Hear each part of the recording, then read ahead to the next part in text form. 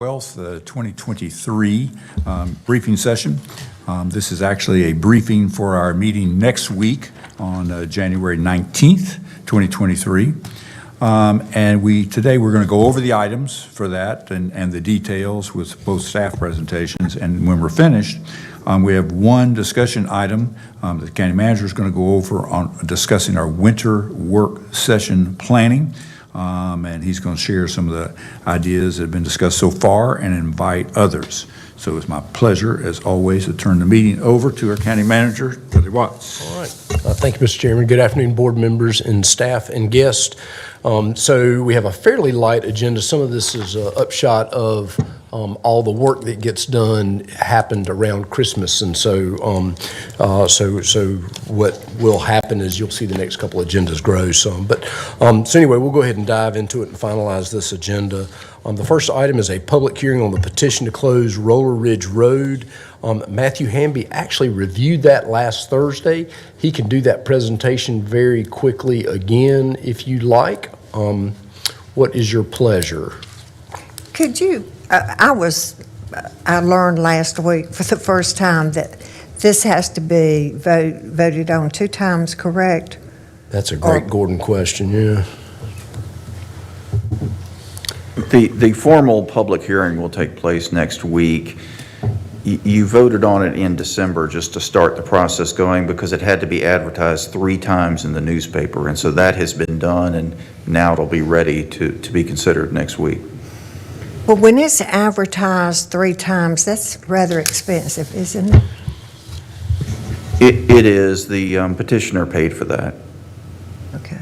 It was over $2,000, I believe. Yeah, Okay. These are a little different because they are petitioner-driven closures, and so he's responsible for part of that process in this case. So. Okay. As far as the issues, I'm fine if everyone else is in terms of a presentation today. Yeah. You're good? Okay. All right. Very good. Matthew, you're off the hook. Item 2 is an approval of the minutes for the meeting of January 5th. And those are? They went out yesterday. Yesterday. I thought I saw that. Thank you, Madam Clerk. Item 3 is a grant matter. It's a resolution authorizing submission of an application to the North Carolina Housing Finance Agency to apply for and accept, if awarded, the 2023 Urgent Repair Program funding. Ashley Penley is going to review this, and she's with Community and Economic Development. Good afternoon. Thank you for having me. I just want to go over the Community and Economic Development's plan to submit an application for funding request to North Carolina Housing Finance Agency. It's for an allocation of $132,000 to be used to make emergency repairs for eligible homeowners in Forsyth County through the 2023 Urgent Repair Program. And I'd like to provide a little bit more context on the details of the program for our new commissioners, if that's okay. The program goals are to alleviate housing conditions which pose an imminent threat to the life and safety of very low-income homeowners with special needs, and also provide accessibility modifications and other repairs necessary to prevent displacement of those homeowners. So those repairs look like roof replacement, HVAC installation, so giving homeowners heat in the winter, AC in the summer, bathroom adaptations, so low threshold showers for those who may be in a wheelchair, widening doorways, wheelchair ramps, things like that.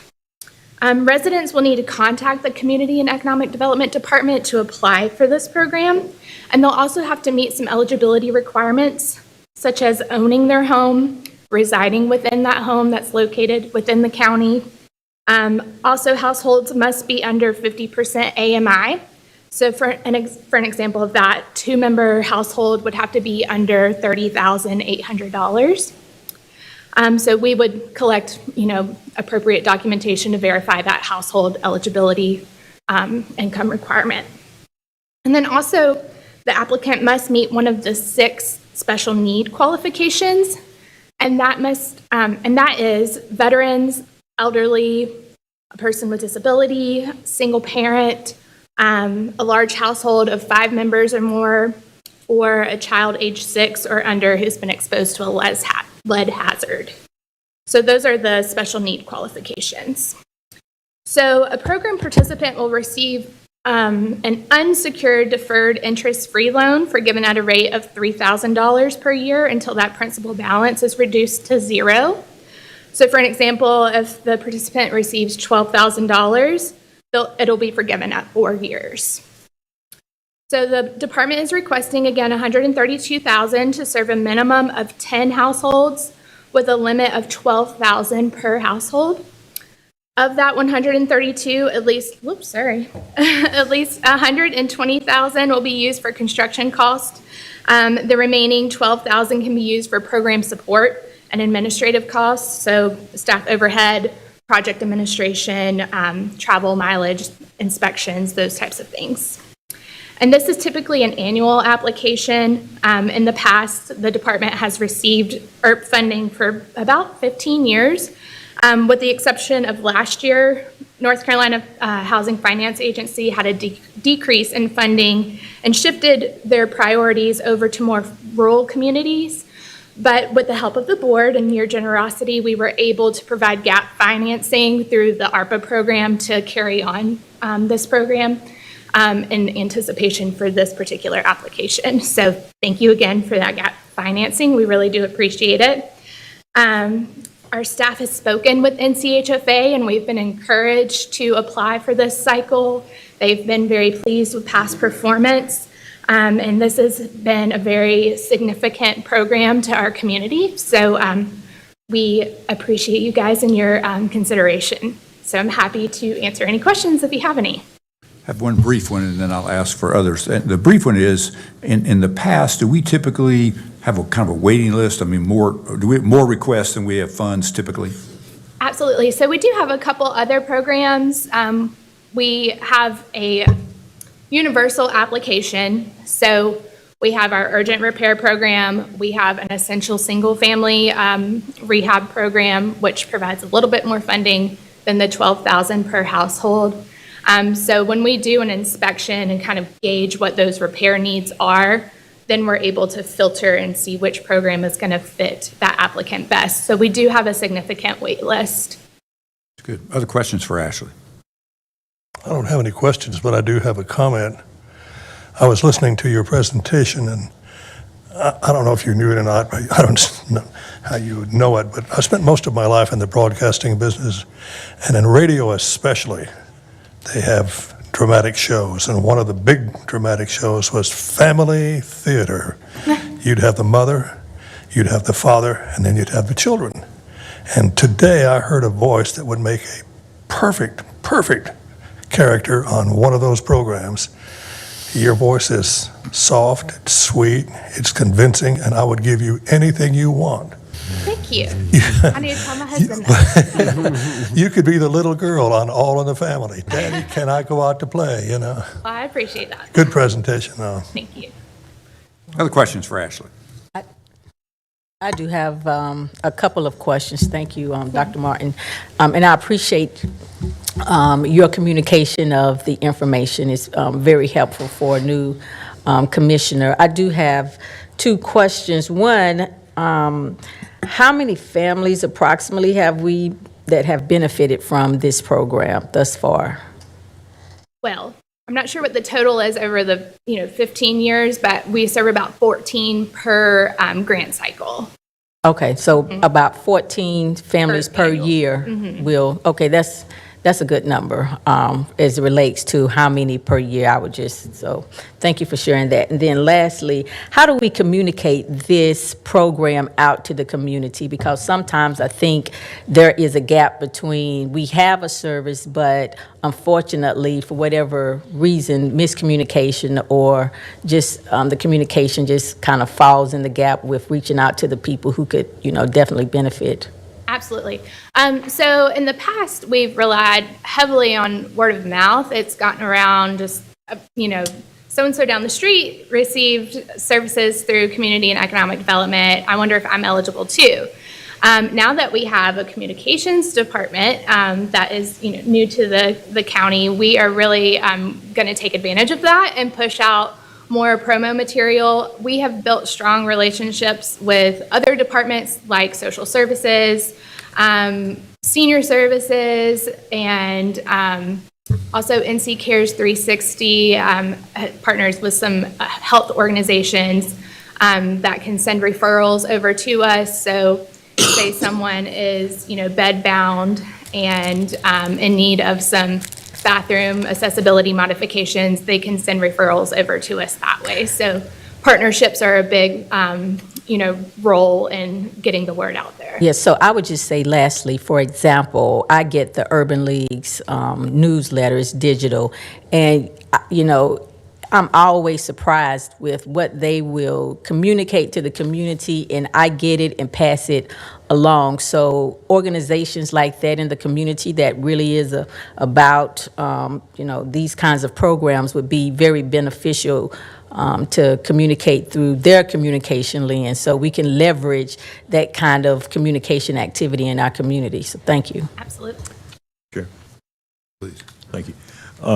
Do you have an estimate of average waiting time on the wait list, and about how many people are on the list now? Or how many households, I should say? Yeah, it does vary because, like I said, those special need qualifications will play a factor into where someone ranks on the wait list. So if you don't meet one of those special need qualifications, you're not going to get served as quickly as someone who meets multiple special need qualifications. So say they are elderly and have a veteran status and have 5 people in the household. They're, raising their grandkids as well.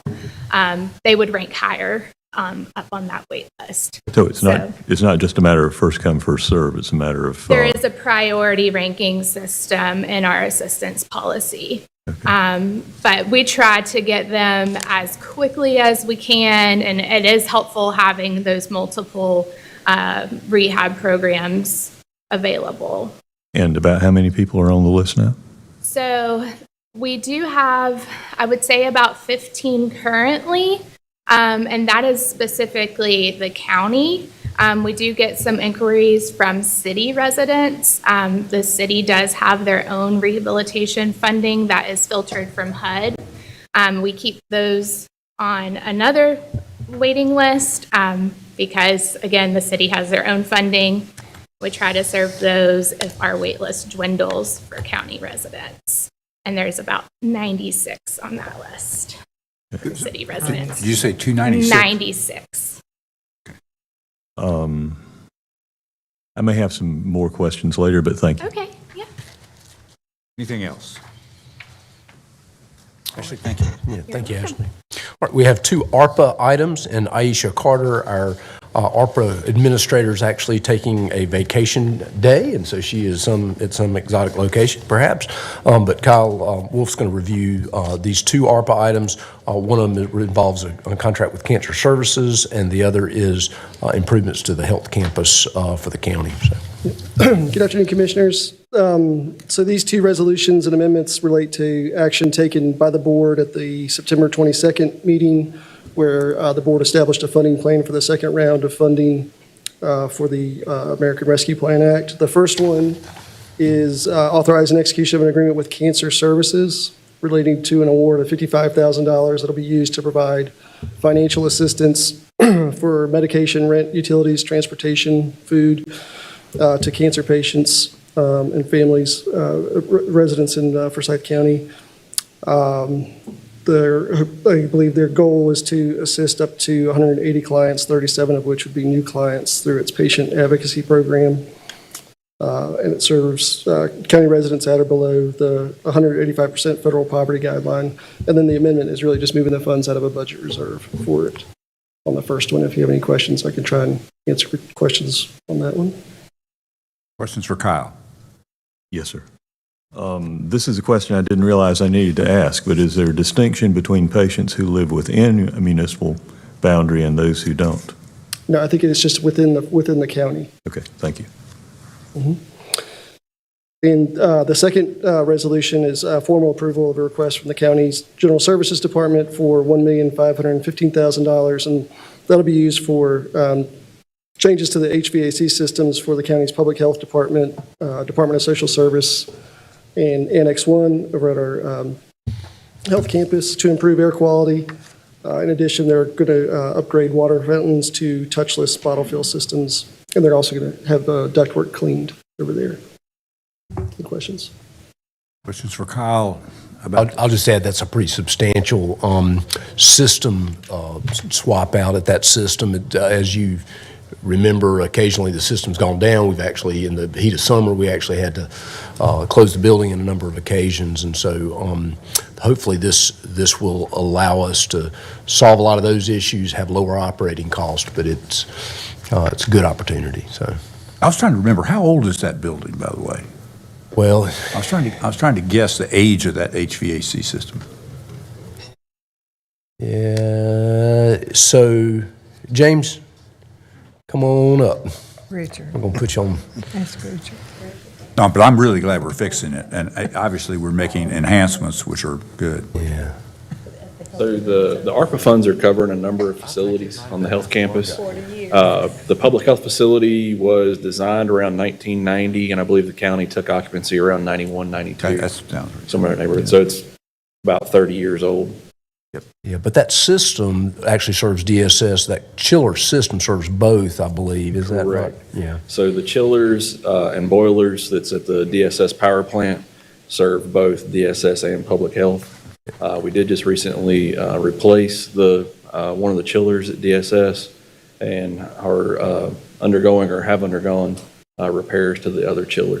Yeah, and those probably would have been original to the DSS building when, Mr. Linville, y'all moved it over from that old location, I would imagine. Yeah, so the chiller we replaced was done originally as part of the public health project. So it was about 30 years old. And then the carrier chiller that's in there had what they call a renewal done on it when DSS was upfit in 2004. That's good service, and obviously replacing it with improved air quality enhancements and so forth, so that's good. Thanks, James. Appreciate that. Other questions? Great. All right, very good. We have three contractual matters that are released in this part of the agenda. Item 6 is a resolution authorizing the purchase of vaccines from Sanofi, assume I say that right, Pasteur Incorporated, using the state of North Carolina contract pricing. Camila Pleasance will review this with Public Health. Good afternoon, Ms. Pleasance. Good afternoon, everyone. So this resolution will allow the Department of Public Health to purchase seasonal influenza vaccines from Sanofi for use for its vaccination clinics. And this purchase order is in the amount of $117,133.94. And it's being purchased through North Carolina statewide term contract 269B, the influenza vaccine. All federal money? Is there any question? I'm sorry. Is it all federal money? All federal money? Do you know? I believe so. Yeah. Okay. Any questions for Camilla? Thank you very much. Very good. Item 7 is a resolution authorizing the execution of an amendment to a contract between Forsyth County and Capital Marketing Solutions LLC for elections printing services. I see Tim Suji back there, but Ms. Bussey could do it, and I think she's going to give Tim the nod, or they'll decide right now. So come on up, Tim. Good Guilford County man. Good afternoon, Commissioners. I'm presenting a contract amendment to increase the not-to-exceed amount by $20,000 due to the need for additional ballot printing in the May 17, 2022 primary and the recent November 8 general election, more so than what was anticipated. With the absentee and early voting turnout exceeding our projections, there was a need to order more ballots to ensure an adequate supply for the conduct of the election and to prevent any ballot shortages out at the polling places. We had originally estimated a 4% turnout for the absentee and early voting in the May 17 primary and ended up with an actual turnout rate of 34% for those two voting methods. And for the November general election, we had estimated a 39% turnout for both absentee by mail and in-person early voting, but had an actual turnout rate of 60%. So the increase to the not-to-exceed amount of the contract will adequately cover the total expenses. I'll be glad to take any questions. Questions for Tim? This is not precisely on this, but we recently had a protest filed against, involving a technical issue on the voting machines. Were you able to address that with your existing funds, or should we look to a supplemental request? It doesn't involve any, there was no financial implications with those technical challenges. We can simply address that internally. Yeah, thank you. Thank you. Good, thank you. Thank you. Thanks, Tim. All right, item 8 is Kirby Robinson. He's going to come up and talk about a resolution awarding and executing a contract for the purchase of printing consumables and toner. Very exciting stuff. Good afternoon, Mr. Chairman and Board. I appreciate the opportunity to bring these items before you today. As background on this item, each year the county bids its toner and print consumables purchases with the intent of awarding a singular contract to the lowest bidder who can supply all of the required supplies. So last May, the board awarded the fiscal 23 toner and print consumables contract to Bliss Alliance Group. Unfortunately, that provider has informed us that they are no longer able to honor the terms of their bid and has requested that the board terminate their agreement. Rather than rebidding the entire contract for the 6-month period, staff confirmed with the second lowest bidder, Racix Computer Center, that they are still willing to honor the prices they submitted in response to the initial fiscal 23 bid. The total amount awarded to Bliss Alliance Group back last May was $125,000. The total amount for Racix bid is $141,000. That's for that 12-month period. So we feel like the Racix quote is still competitive and most likely more sustainable. This resolution terminates the contract awarded to Bliss Alliance Group for toner and print consumables and awards a new contract based on a 6-month quantity to Racix Computer Center in the amount of $70,687. I'm happy to answer any questions the board has. Questions for Kirby? All right. Thank you very much. All right, the next 2 items are also Kirby's. I'll introduce him and then he can jump into them. Item 9 is a resolution authorizing execution of an agreement to purchase real property located at 3290 and 3230 North Liberty Street. Thank you, sir. Commissioners, as background on this item, CMEX Construction Materials Pacific, LLC, which I'll refer to as the seller during this presentation, has offered to sell 2 lots to the county located at 3290 and 3230 North Liberty Street, or I'll refer to as the property, for $350,000. The property is 3.7 acres in size, has a tax value of $558,000.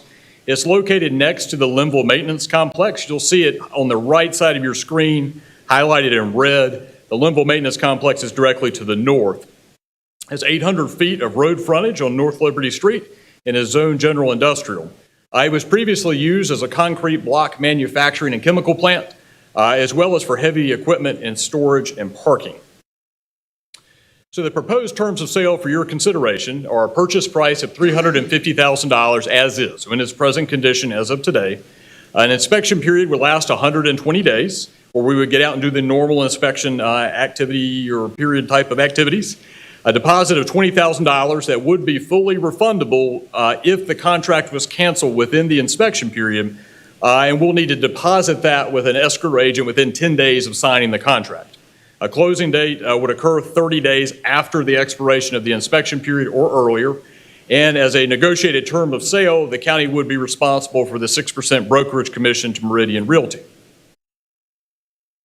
In analysis of this sale, the potential use of that property, its utility to the county, would be that it has 46,000 roughly square feet of paved parking area, and that could be used for county, school system, and sheriff's office, heavy equipment, and vehicle parking, as well as storage of construction materials, and that's ready to go as is today. The environmental condition of the property, very similar to other downtown Winston properties, has some level of environmental contamination. So in order to fully understand what that means and what the required remediation might be, the county would work with NCDEQ during the inspection period to obtain eligibility in the Brownfields program. It's likely that coming out of that process that we will be required to provide some remediation tasks to the property. Those could include removing underground storage tanks, mitigating issues related to soil and groundwater, contamination, but the extent of that will really be determined by our work with DEQ, and it may not be known by, and probably will not be known by the end of the inspection period. However, our intended use of the property really lessens potentially the burden of remediation there since we would not be housing staff on the property. Should the county not obtain eligibility in the brownfields program during the inspection period, the board could certainly terminate the contract with no penalty. There are a couple of advantages of the acquisition, and I'll sort of talk a little bit about the image on the right. This just shows you how all of the county properties would potentially line up and work together on that side of North Liberty Street. You know, the Linville Maintenance Complex is highlighted in blue. That has the grounds maintenance facility, automotive services, and the county warehouse. The CMEX property is highlighted in red, and then the board recently acquired 3810 North Liberty Street to be used as school system maintenance offices, and that's in orange. So we're all kind of working together there on that side of North Liberty Street. Has a lot of synergy, if you will, between those entities and allows for efficient access to the county's fuel pumps, which is in the blue area. A couple of other advantages there. You know, from a staff perspective, redevelopment of the property, if you've driven by it, it is certainly not a good-looking piece of property right now. It's been vacant for some time. It's fallen into some level of disrepair. Redevelopment of that will help cure sort of that blight on North Liberty Street. And according to that Aerotropolis report that came out a couple of years ago, there is an economic development benefit to improving the appearance of North Liberty Street, especially around the airport. That brownfields process that we'll go through with DEQ will help address the environmental condition of the property. Again, there will be some required remediation there, which will help clean that up. And we'll likely come out of that with some level of use restrictions, as is common with brownfields agreements. The property will, of course, expand the Linville Maintenance Complex and allows for greater internal circulation.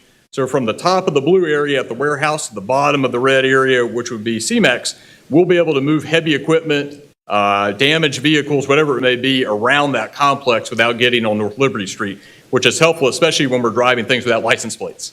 So it'll expand the complex, increase that circulation, and allow for obviously increased parking and storage there at CMEX, which we do need now. It keeps the county and the school system heavy equipment centralized also in an area that you sort of expect to see those things. It's an industrial area and doesn't push it out into the surrounding community. And with that, it provides for greater efficiency in the co-location project. The school system has a fair amount of heavy equipment they'll be moving from Lansing, and this helps them store it there.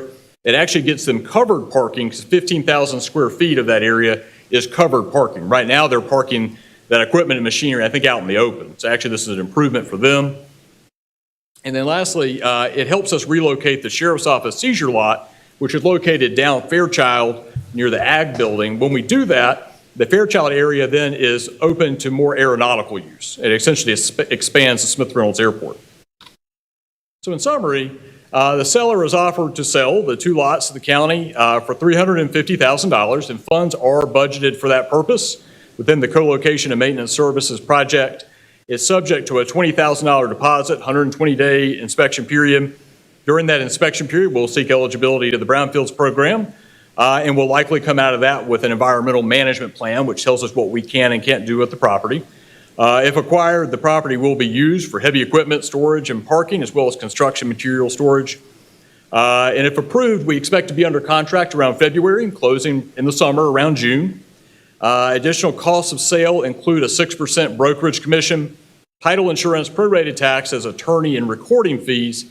Those fees are estimated to cost no more than $36,000. And if you'll notice in your resolution, it says $15,000, and I messed that up. I forgot to include the brokerage commission in that number, so I apologize. That's the difference you see here, and I'll have that updated next week. I'm happy to answer any questions the board has. Any questions for Kirby? Sorry. Yeah. Thank you, Dr. Martin. So can you, for the sake of the community, give a basic understanding of Brownsfield eligibility and generally what are the major concerns of Brownsfield eligibility? Sure. I will speak to that, and I'm sure our wonderful attorney will correct me if I say something wrong. So essentially, if you have a property that has some level of contamination, you can apply to the state for brownfield eligibility. That limits your liability as an owner with that. You're not responsible for the contamination that was caused by somebody else when you own that property. When you do that, you work with the state to develop environmental management plan, and you do that through extensive testing on the site. So you'll identify through that extensive testing what the environmental issues are, which we have a pretty good idea of right now. And then through that testing, you'll work with DEQ to develop an acceptable remediation plan. So it benefits the community because they know that you're actually cleaning it up in conjunction with DEQ. There is an extensive notice process for brownfields that reaches out beyond the property to let folks know that. So we'll certainly be in touch with people should they own property within a pretty wide radius around that. Thank you. And I would just say, based on my previous experience with Brownsfield, I know that I had never heard of such a program, and I think that in defense of the community, being very concerned about utilizing, Brownsfield to make buildings safe, how does that translate to, as a person, I'm safe when I'm in it? So as you could imagine, I just think we need to be, just as you have done, very clear about what it means for us to clean up these, buildings and to make them available for the community if we meet that eligibility requirement, through the state. Yes, ma'am. And we're hopeful, especially since we won't have actual folks in structures, that it won't be a terribly complicated process, because it'll be all open air usage. But that's great, and we'll definitely make sure there's sort of a robust notice process there. Yes, ma'am. Other questions for Kirby? A lot of good work. Thank you. Thank you, sir. And item 10 is also Kirby's. It's a resolution declaring certain county-owned personal property surplus and authorizing its disposition by public electronic auction. Commissioners, as background on this item, General Services has used Liquidity Services Operations LLC, which is better known as GovDeals, for the sale of county-owned personal property for several years. We try to have a sale each quarter. That really depends on how much surplus stuff we have. This resolution declares the list that's attached to the resolution as surplus.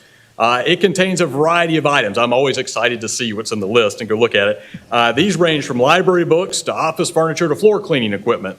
It declares it a surplus. It allows us to dispose of it on public electronic auction. Each of those items, I'll just quickly notice, has been advertised within the county organization to other departments. So we can make sure they're surplus to the organization, not just to the department. If approved, we'll publish notice of the sale on the county's website. And we'll be happy to set up appointments for citizens who wish to view these items between January 23rd and January 27th. If you're watching, just give us a call at 703-2284, and we'll be happy to set up an appointment with you. The sale will go live on GovDeals January 30th through February 13th. There is no charge to the county for this service, and each buyer will pay a 12.5% premium that's based on the sales price, and they must pick up their items, their treasures, within 10 days of the sale. I'm happy to answer any questions the board has. Any questions? Go ahead. Yes, ma'am. One question. So are we allowed to donate any of the items upon request from citizens versus they pay for the items? We have before, the board has before made donations. The most recent example I can think of was old computers to Goodwill. We used to donate them for their jobs training program. Now, actually, we found out we were just inundating them with computers because they would come in without operating systems. And so we had some success with that. There's been donations to Habitat Restore before. Most of the time, we find that things that are surplus to us have been well used. We make sure they're reused within the organization. Sometimes there's not a ton of useful life left in them. But yes, ma'am, the board has that option. Thank you. Yes, ma'am. And it's out of curiosity, because I always look at that list also every time. Yes, sir. And the library book group, I know there's like 7 pallets. Do those typically sell? Because I was thinking that's a kind of an opportunity that, can be shipped to use for people, They do. third world countries that can't, et cetera. My understanding of the library book process, it actually goes through we're sort of the last stop. The Friends of the Library, I think, are really involved in sorting those, and they have their sales. And I don't want to diminish our surplus book value, but I think these are the ones that folks didn't want that came through those sales. But they do often sell. I don't recall, we did have a lot, I want to say a year ago. But they did sell. It was more, I remember, than we thought it would be. But they have gone through sort of these sales already that generate revenue for the library. I was just kind of hoping to not throw away the ones that are neglected, because we don't need to be paying the cost, but there are charities who take books and send them to people who really need them, and it's kind of one more step of locating that charity to do it. But yes, books are, that's part of most everybody's life, and there's always some value usually. If the board would like, we're happy to solicit that and see if there's some interest in the community. Dr. Martin, if I may, to your point, there is an organization that requests desks and chairs for children, and it is the difference between children being able to actually go to school, the donations that they get from around the world of just desks and chairs for children. Do you know if they do books? They do if they need. We're certainly happy to investigate that with those organizations if you like. Okay. Good. Okay. Does that mean that you're still going to try to sell them first, Yeah. aren't you? Yes, so, yes, ma'am. So right now, the way the process would work, and we can certainly change this, we can put them out on GovDeals. Let's say they don't sell. That theoretically establishes no value, and we could dispose of them. Right. But in this context, if the board wants us to then, try to market them and see if we could work out a donation, we'd be more than happy to do that. Well, my preference is to try to sell them first, Yes, ma'am. since the taxpayers bought I them. was only thinking of those that were left over. Right. Because I think if I heard you correctly, the last tranche of library books, there were a fair number left over after we had tried to sell them on GovDeals. I apologize. The Friends of the Library I know you tried said to they sell- have a sale. Their ones that do not sell come here, come to the surplus, last stop. And do they typically sell? I guess I thought that's. My recollection, I apologize if I say this right, my recollection is that they did sell. Okay, and that's good. Okay. Yeah. I remember the conversation. We were faced with having to dispose of them because Friends of the Library want them out of the library. And so we put them out, and I think we were all shocked they sold. It was one of the first times we had done it, so we used to recycle them back in the day, if you will. But then we thought, well, maybe there is a market for this, and I recall us being a little surprised that there was. So I'm glad that we're doing that now. Chairman, I do have a question as well. Yes, So ma'am. what is how much of the revenue do we get from doing this every year, approximately? Yes, ma'am. It really depends on what's in the sale. I tell you, the Parks and Rec equipment items are really the ones that folks look for. We do a report after each sale, and so we can certainly tell you that. And so after we have this sale, we'll come back with a report. It'll be a month or two by the time we collect all the money.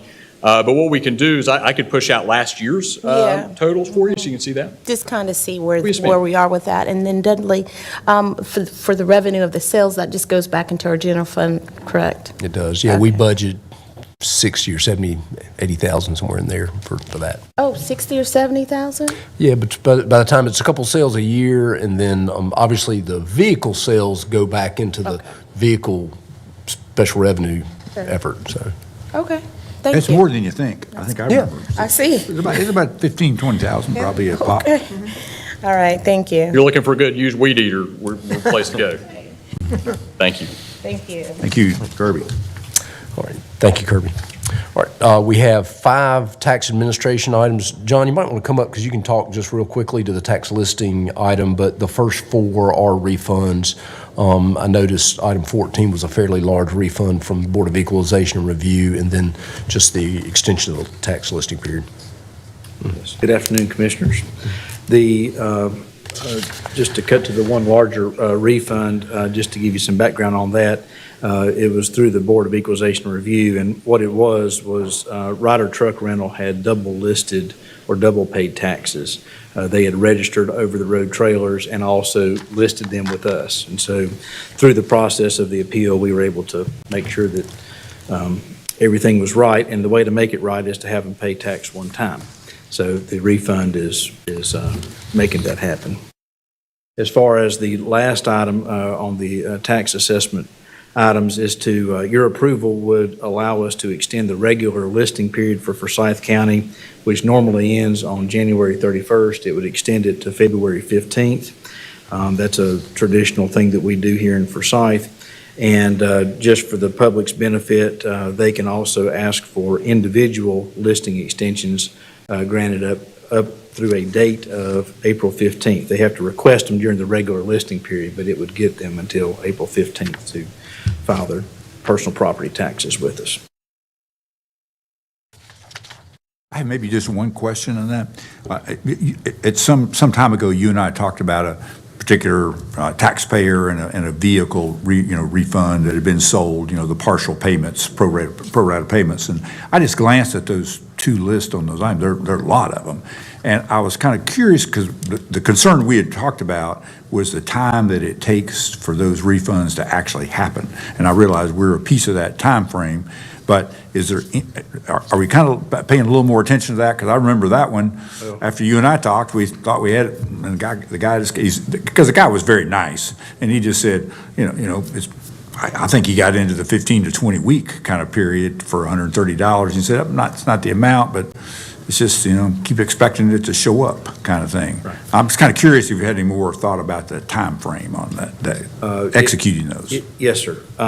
So one thing that you are seeing is the vehicle refunds are a larger amount than you've typically seen, but that's because we are putting together on one report the under $100 refunds and the over $100. If you remember, we would send two reports. So that's what's made the volume seem bigger. It's really normal volume if you put the two together historically. As far as the timing is concerned, you're right that we are trying to do a better job there. On this one, we happened to miss one of the deadlines to submit things to the board for consideration. And so that was our fault in tax office to get that submitted on time. And we were trying to make sure it was correct, of course, but nonetheless, it was late, and that's why you have two of those this month. You did not have one the previous month. Yeah, thank you. Yeah, because essentially you can't write that check until the board takes action. Right. That's right. Yeah. All right, thank you, John.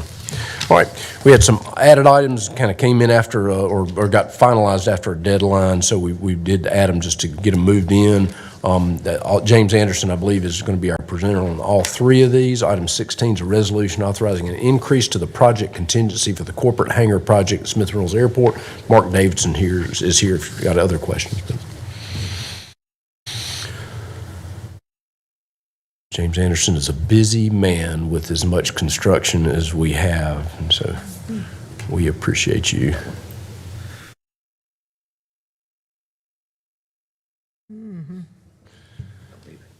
He's aging, I think, through all this. There we go.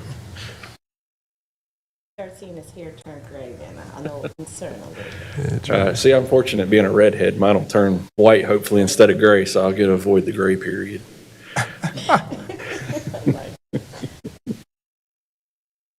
All right. Good afternoon, Mr. Chairman and board members. Thank you for your time today.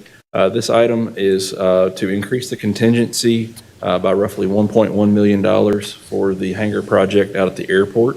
It addresses two items. The first one is to change the asphalt paving to concrete paving for the aprons and taxiway that's there on the airfield side of the hangars. And then the second item is the bigger piece of it is to replace failed corrugated storm drainage pipe that's running beneath the lower parking lot. It's roughly $980,000 is the order of magnitude that I've been given from Shelco for that work. That includes roughly $50,000 for design fees, which is a little less than 0.5% for what they're estimating the cost is going to be. And then also does include some environmental engineering. We do have a good bit of contamination in that area that's stemming from the former landing gear facility that was torn down. And on the next slide here, I've got some photos of what we've got going on. So first is just kind of the concrete pavement here. This area here in gray is all what will be changed to concrete from asphalt. The cost of asphalt has gone up tremendously, and Shelco is looking at roughly $1 million in asphalt. And so they came to us and said, hey, for about 10% more, you can go to concrete, which is going to double your life expectancy. And then also you don't have the maintenance associated with asphalt with concrete. So on the life cycle cost analysis, it's significantly cheaper to do that.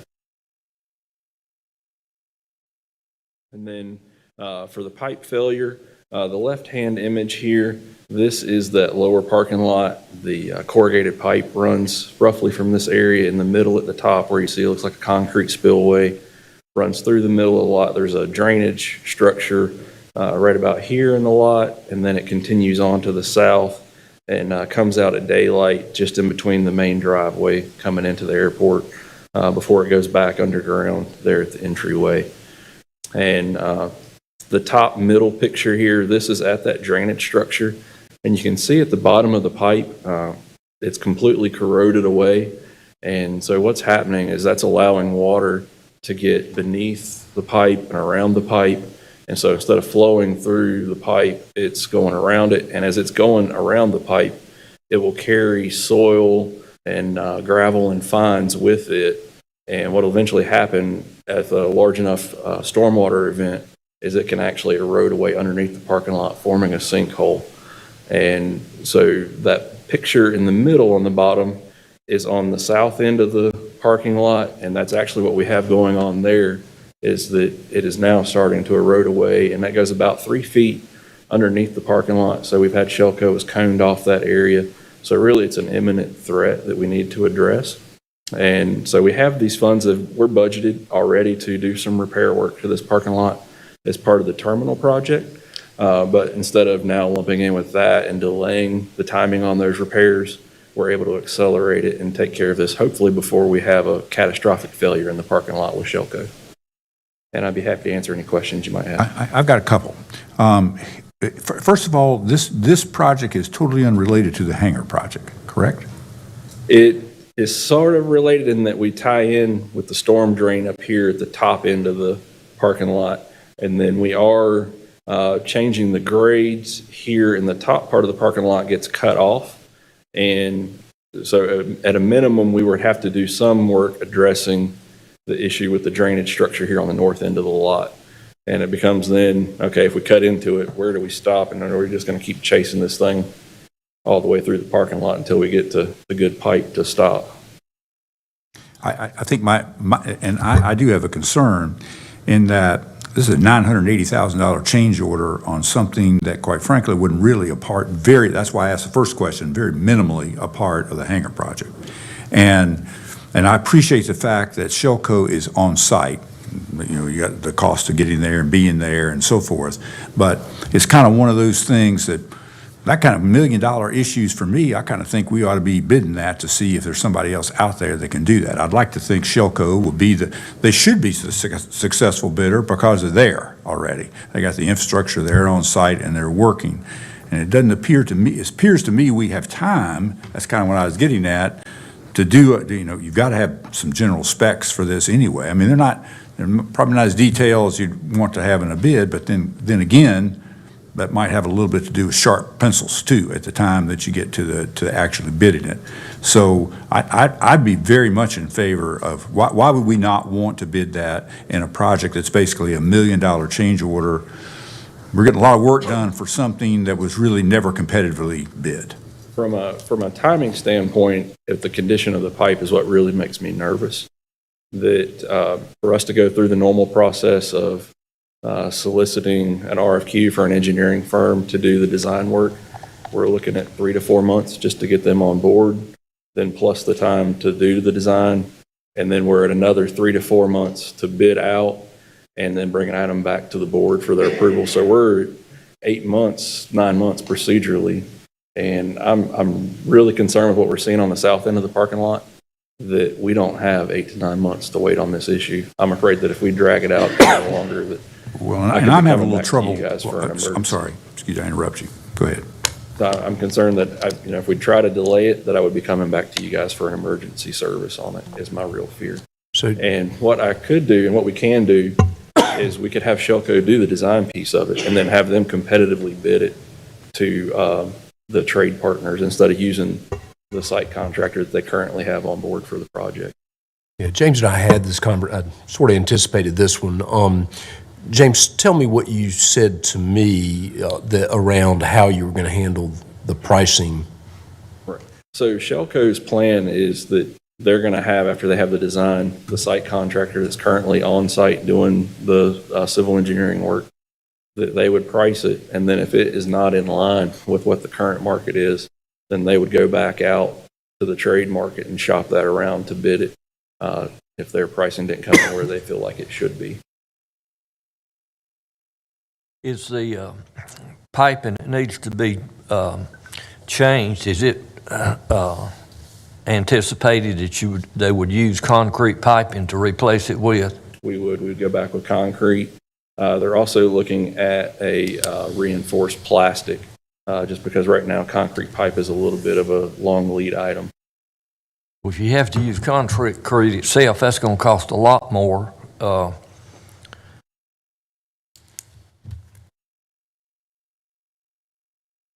So, well, in your opinion, even if it were do you think it's likely to be your material costs? Probably whoever would do that would probably be close to the same. Doing the actual work itself could be some differential in that. Would that be fair to say?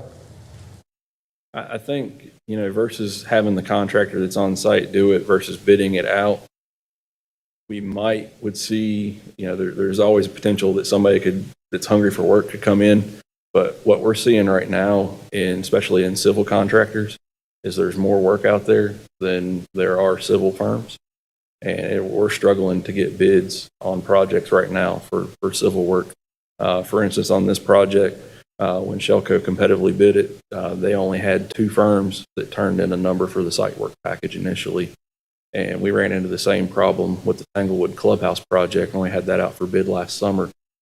We had the first round of bid openings. We had 1 site contractor, and then we had the second round. We only had 2. Both of them were anywhere from 50 to 100% over budget on what the CM's estimate was. So right now, we're just seeing unprecedented costs just to the shortage of labor in the market. Can you advise, in your opinion, that the estimation is reasonable number for what work is to be done? If you'd asked me 2 years ago, I'd say it was a crazy number. But the way the market has gone now, it's in line with what we're seeing pricing on other projects and what we've paid even on this project for some of the site work that's happened with it. The only thing the contractor would see on this would be the fee, correct? Correct. So Shelco will get their 3% design build fee. So it's not padding Shelco other than just what, the additional earned fee, since we're doing fee-based construction. The real question, I think, goes back to whether you want Shelco to bid it, to review it, take a look at it, or competitively bid it. If my recollection on this whole project, the civil was what was out of line. The steel was a little higher, but it wasn't crazy. What drove this project was entirely the civil. So, but yeah, this is not about Shelco, just being able This is not their sweet spot issue. Well, they're going to only get paid what their fee is. The question really is, do you want to competitively bid the work through Shelco, or do you feel comfortable that we? Well, I think the chairman raised a good point, and James, I don't know if you want to speak to this a little bit more, but for this to be a change order, it needs to be part of the corporate hangar project.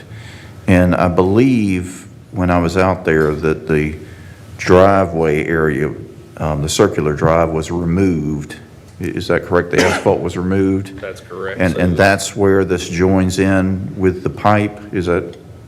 Right. So where the new hangars sit, they're just off the photo here to the north of the lot.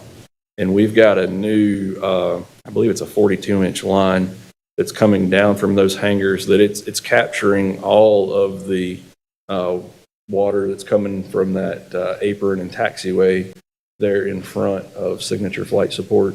So all that's getting captured, comes down the hill and ties into this. And so we've got a new pipe that's got to tie in roughly right about here in this northern part of the lot. So at a minimum, we're touching that lot to do that work. And, Shelco initially, they were hesitant to even talk about this because of the contamination that's present. So that's another thing that could be an issue with some other contractors, is once they hear about the contamination, not wanting to touch this project. So that could complicate things, for sure. Sure does seem like one project ends and another begins. The way you'd explained it that time, it's even more of a separate project than I first was thinking. I mean, essentially, you were going to repair all the stuff to get to the point of, and like you say, it touches it becomes a new project. I have a curiosity question about where the most significant failure is, which you said was in the southern part, where you've already where I assume part of the observation was some depression in the driveway, in the parking lot. It looks like that's the area that's danger that could actually be, blocked off. And so, to basically keep people out of the potential sinkhole formation issue. Because you said at least for 2/3 of the lot going south, you don't seem to have that. Did I hear you correctly on that? We don't know what's going on underneath the asphalt from that point on. We do know that you can see from the photo in the middle that the bottom of the pipe is completely gone. There, that drainage and structure. where on your line north-south is that place? So that middle drainage structure picture is right here. That's what I thought. So the assumption is on this north end, where you can see the pipe going in under the lot, the bottom of it is completely corroded away there. And then also where it's coming out on the south end, it's completely corroded away. So the assumption is that it's corroded the entire length of the pipe. And then I didn't have a photo of it, but on this north end, we are also having some collapse of the parking lot in that area there. And that's how the issue originally got brought up to us by Shelco, is their site contractor was getting ready to start that work to do that tie-in. And they brought it to our attention that they didn't feel comfortable tying into that with its current condition, because the pipe was actually standing above the water and the water was running below it at that point in the lot. Is there a way to determine who did the estimation on this cost? Shelco did that estimate. Who? Shelco.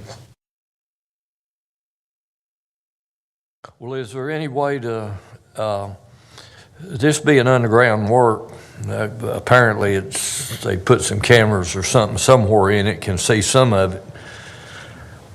But I doubt if all of it can be seen, and when you got some work that's going to be done that all of it can't be seen, that's probably maybe causing a higher estimation cost than actual work would be. So I don't know how to answer that. Is there any between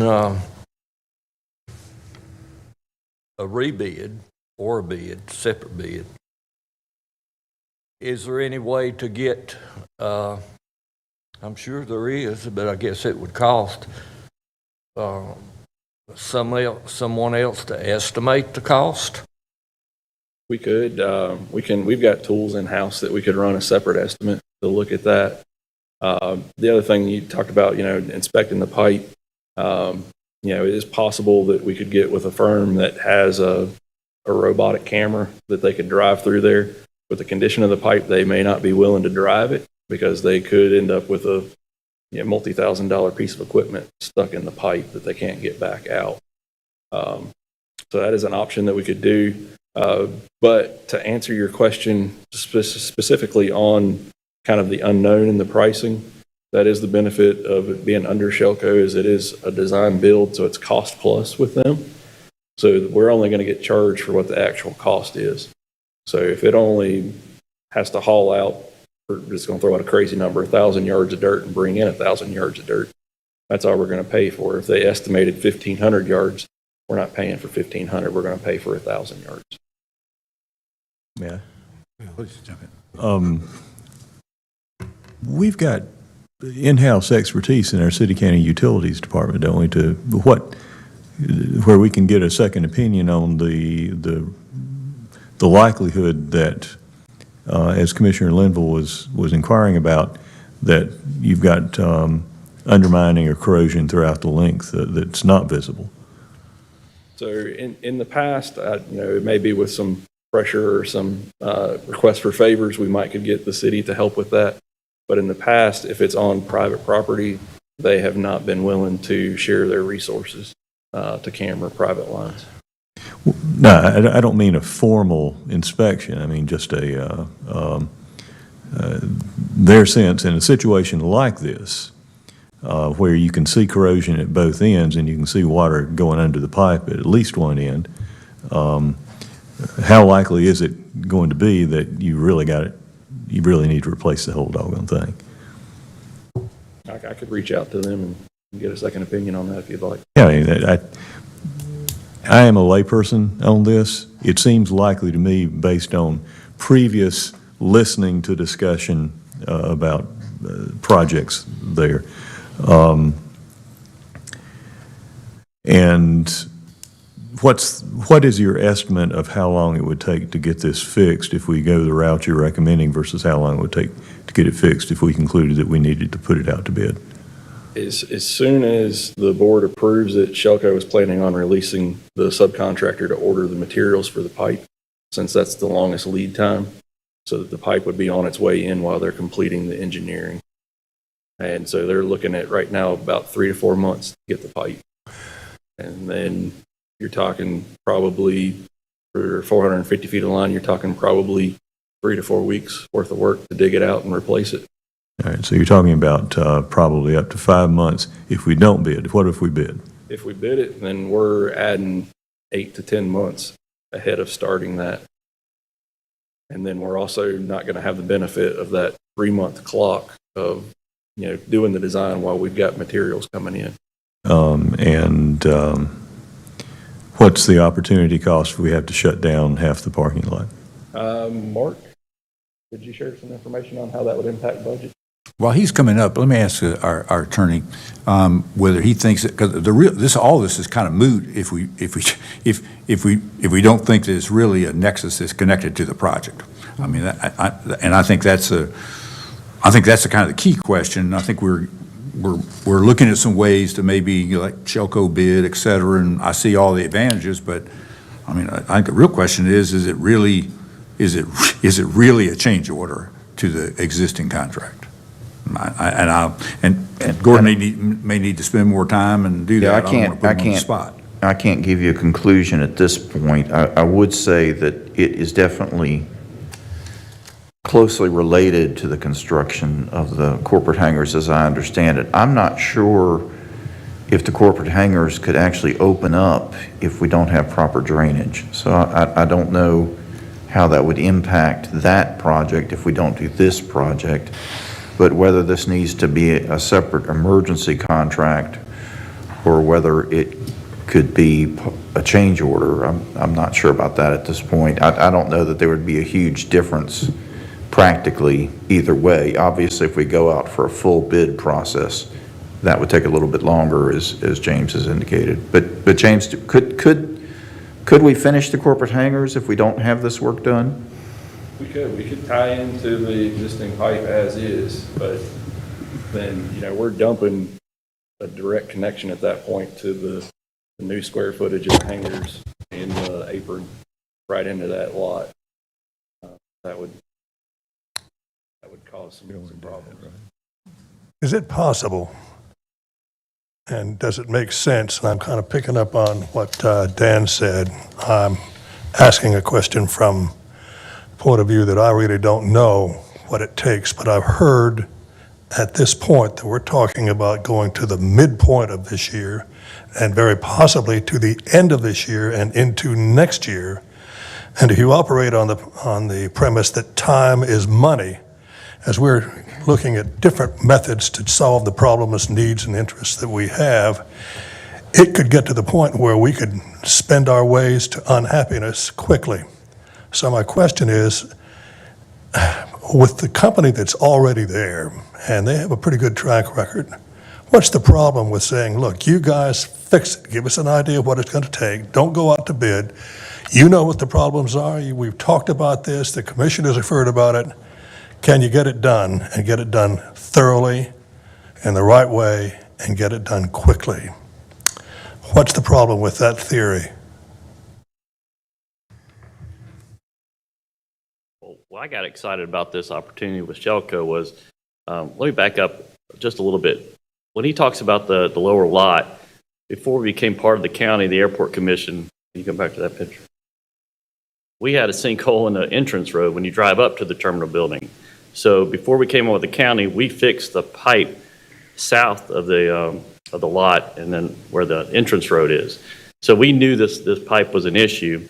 And so when they were tying into when the corporate hangars were tying into that existing pipe, we knew that we were going to re-asphalt that lower lot eventually with the terminal area project, which included the terminal building as well as the corporate hangars.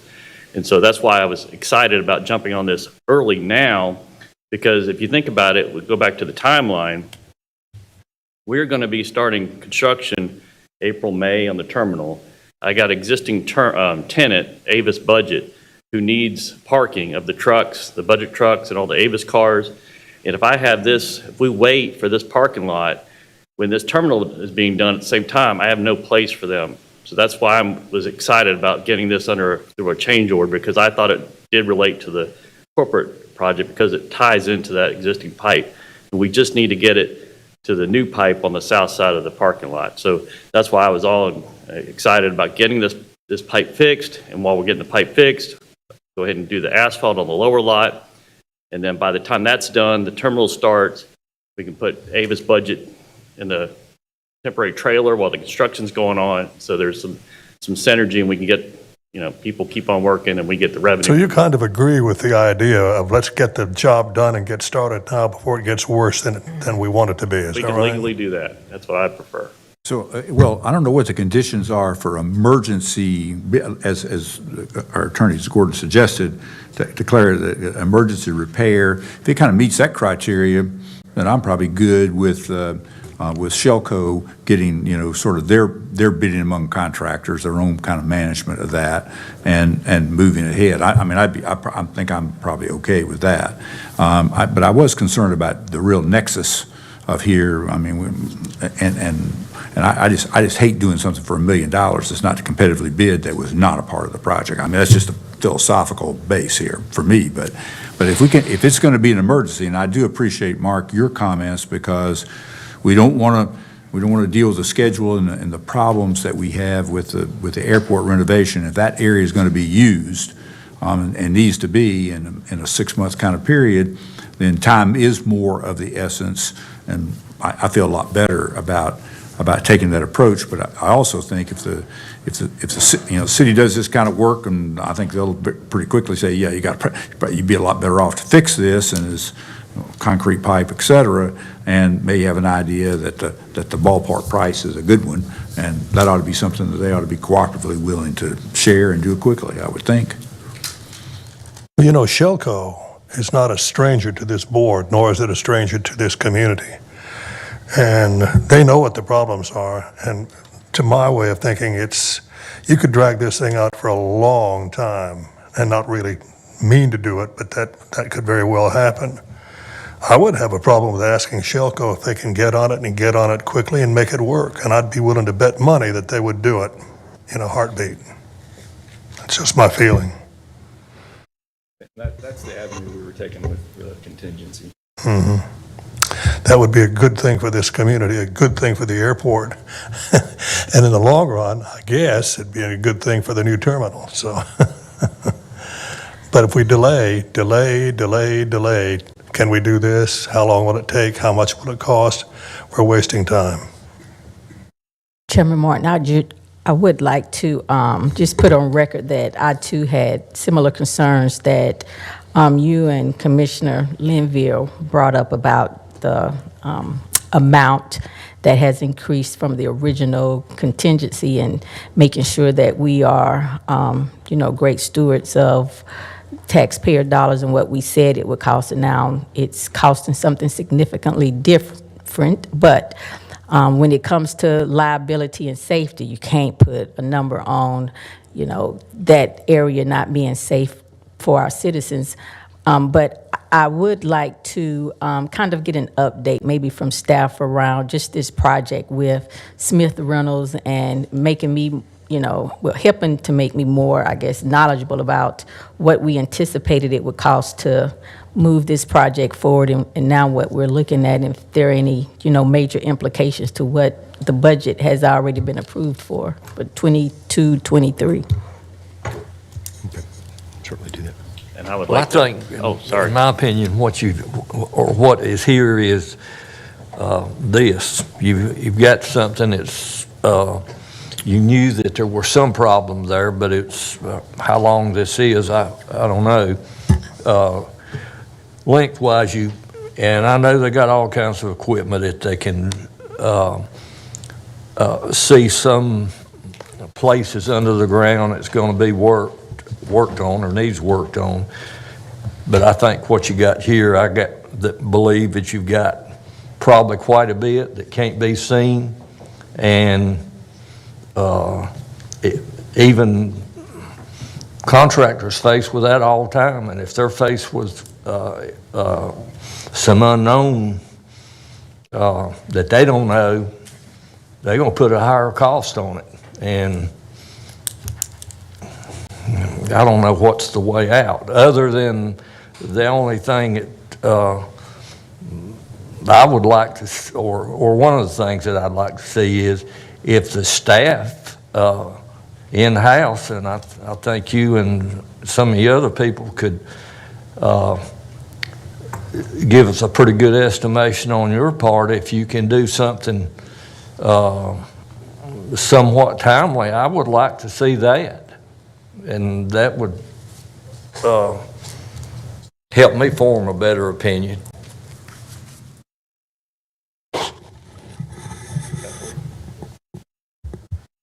So we'll be good to have information next week. We'll be ready to go. So I think what I'm hearing is we've got questions. We need to nail down the legal question of moving forward. Kind of the questions around, is there more information we can find out about the condition of the pipe, kind of in the short run, and then options for just moving forward. With what I understood James to say is that the plan was move forward with Shelco. Their fee-based piece would cover that part, and then prior to notice to proceed, if the number came in squirrely, we could certainly bring that number back to you. And if that number's squirrely, then we competitively bid it. If it seems like it's reasonable, then we're in that. Those are sort of the three issues. Yeah, that sounds good to me. I mean, that sounds good to me. All right. So you may or may not see this next week, depending upon what we hear from. That would give new meaning to the word squirrely, right? I think we all know what squirrely means. Well, all right. So very good. We're ready to jump into Mr. 17. Manager, James got two more. I'm sorry. excuse me, do you all think that you can have this information by next week? Because I hate to postpone. I know that you're in a hurry to get this done, stay on schedule. Do you think you can get all these answers by next week? I can certainly get the estimate in-house next week without any issue. Not knowing city staff availability, that one may not be able to be completed before next week. Okay. And then I'm not sure of Gordon's timeline for being able to do the review.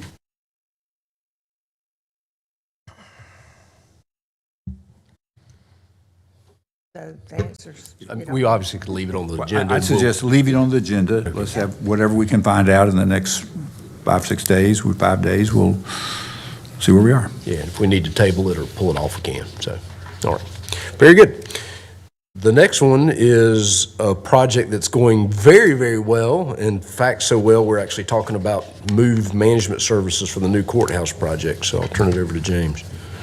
All right, this item is a resolution authorizing execution of a contract with Stantec Consulting Services to provide move management services for the new courthouse project. Stantec was selected by an RFQ process that was advertised by City County Purchasing. They were the only firm to respond to the RFQ. The scope of services include planning the move, developing an RFP for the move, responding to RFIs and issuing bid addendum, and then on-site coordination during the move. The move includes 12 different departments that are located in the Hall of Justice and the Liberty Plaza building, and going from roughly 170,000 square feet at the existing courthouse to 250,000 square feet at the new courthouse. And so we've negotiated a not-to-exceed fee with Stantec for $170,000.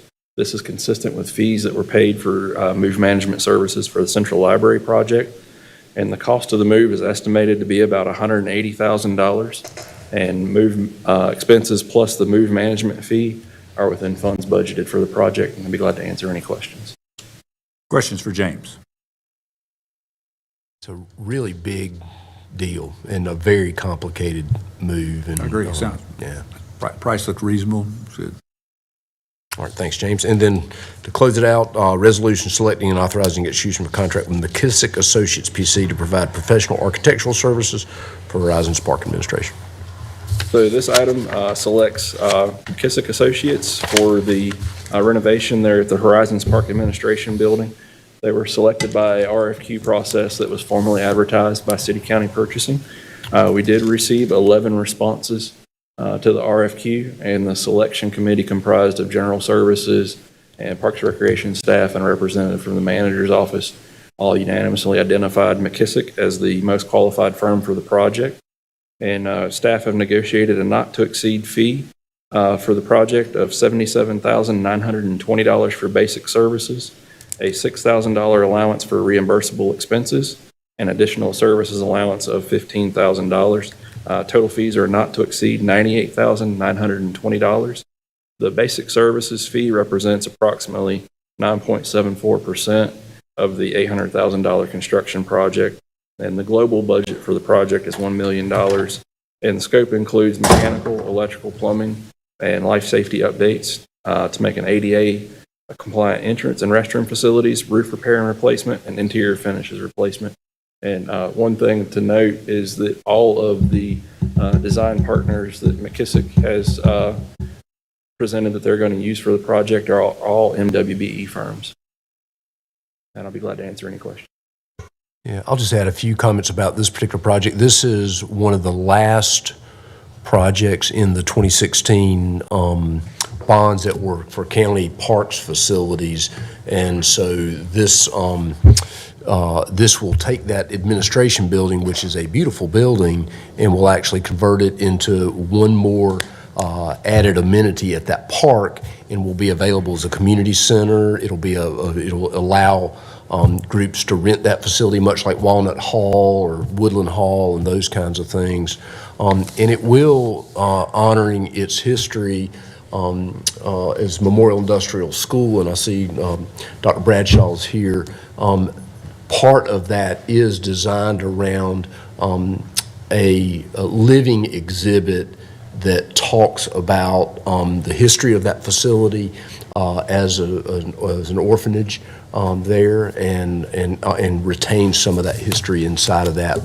And that will allow that living exhibit to folks to remember that and know and understand Kate B. Reynolds' involvement and originally that building that facility, and then it'll be available for the community. So, an exciting project. Any questions for James about that? I think it's a great project. 9.74%, maybe a little high, but it's not a huge budget, so it's probably okay. Seems a little high. Damon and I, we had some discussion on that.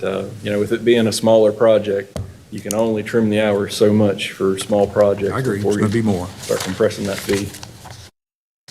Thank you. Further questions? Good. James, earned your money today, James. Good deal. Nice job. All right, that's the agenda for next Thursday's formal meeting. Really, the only other thing we had today just really stemmed from a conversation, kind of a planning conversation that I had with the chairman and vice chairman this week. We talked a little bit about what the next 2 months look like in scheduling both the morning sessions in February 9th, I believe is the date for that, and then February 23rd for our winter work session. And so you'll see the normal kind of routine presentations at that February morning meeting. For the winter work session, really three things bubbled up out of that, and I'll defer to the chair and vice chair on those, but they were essentially maybe a little quicker, more limited set of information just around budget overview, mid-year financials, kind of where we are in the year and what some of the fiscal challenges might be moving into budget. We want to spend a little time with that. But the other two issues, one is really an update. We have been, our EMS system has been challenged really over the last couple of years and through COVID, and so it is also changing. The dynamics of that system are changing, and there's some innovations in that. And so, spend a little time just looking at our EMS system and looking at where that system's going, what some of the labor market challenges are around that, which you're hearing about as we speak. But really diving into that, we've got a new leader. It'll give you a chance for you to get to know Joey Hundley a little bit and hear some of his impressions about our system. And then so that, and then the other piece of it really was an economic development discussion that sort of pulls in planning. We've got kind of current planning information. Housing units and development have been on the rise, and sort of the community's efforts around that. You sort of overlay that with utility commission discussion about provision and expansion of water and sewer. We got into a little bit of that with some new subdivisions, particularly down in Kernersville. And so really kind of hearing a sort of a future discussion around growth and development in the county, maybe the way the Beltway project impacts all of that. And so just kind of to dive into economic development from a built environment sort of perspective. And so that's what kind of bubbled up out of that meeting. But as we plan over the next several weeks, what that looks like, and as staff's doing our work, if you've got some other ideas about what you think we ought to spend some time talking about kind of strategically, in the past, a number of initiatives that have been very important have bubbled up in that work session. So, and I'll defer to Chair and Vice Chair about that, but we were actively working on it. You captured that very well. And I think if anyone has any other thoughts, just, shoot an email to the county manager and let him add to it, to look at it. But I think those are two pretty big topics with the normal items, and it's the morning always goes quickly, so. Always run out of time, that's right, so. Good. Any other comments?